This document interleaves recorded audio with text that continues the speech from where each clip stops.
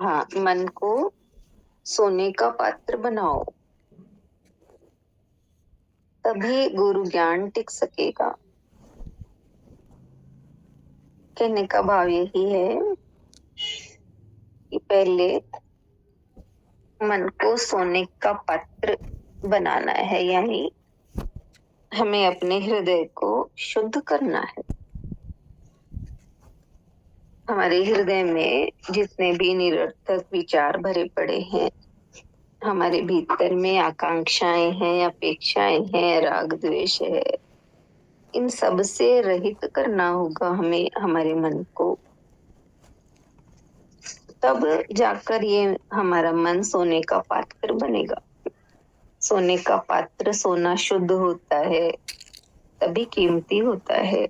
वैसे ही मन भी शुद्ध और कीमती बनेगा। तब जो गुरु हमें ज्ञान देते हैं वो हमारा टिक जाएगा, टिक पाएगा। नहीं तो क्या है कि गुरु का ज्ञान हमें मिला, हमने सुना, थोड़ा सा हमने उसको जीवन में धारण भी किया, लेकिन फिर वापस वही मन गंदा हो जाए हमारा, वही फिर से कहा राग द्वेष, इन्हीं में मन वापस निंदा स्तुति इसी में चला गया, तो फिर से गंदा हो गया। तो वापस जो गुरु का भाव था वो बह जाता है, निकल जाता है, तो वो टिकता नहीं है, क्योंकि विच्छेद है चलने में। तो इसलिए कहा कि जब सोने का पात्र बन जाएगा, यानी शुद्ध हो जाएगा मन, तब गुरु का ज्ञान हमारे भीतर टिक पाएगा, ठहर पाएगा।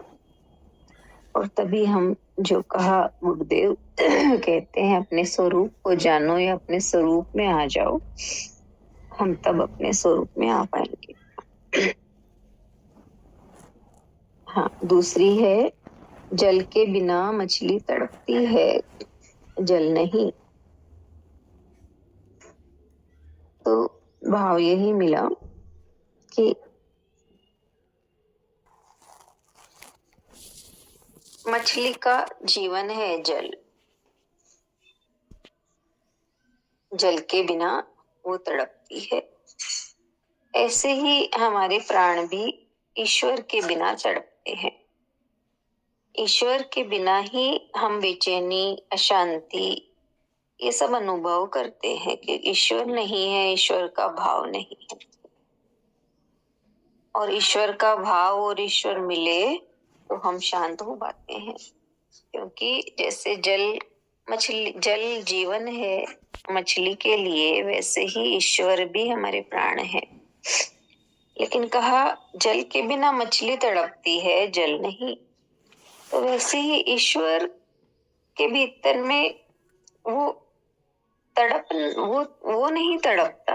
यानी कहा ना, एक मैसेज आता है, उसमें कहा ना कि हम ईश्वर के बिना कुछ भी नहीं, ईश्वर हमारे बिना भी सब कुछ है।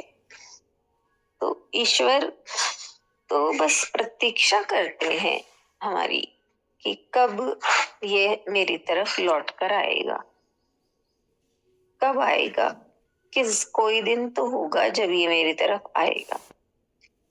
लेकिन मनुष्य है, वो ईश्वर की ओर जाता नहीं है, इसलिए वो तड़पता है, क्योंकि उसको पहचान नहीं है, ज्ञान नहीं है। इसलिए उसी तरह तड़पता है जैसे जल के बिना मछली। हरिओम।